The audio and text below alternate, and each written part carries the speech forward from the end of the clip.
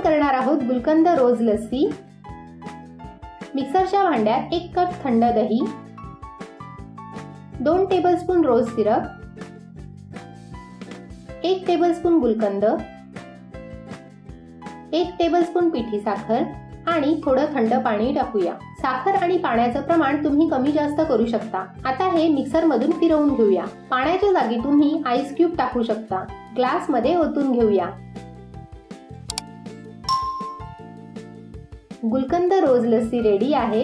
Dry गुलाबाच्या पाकळ्यांनी garnish करूया।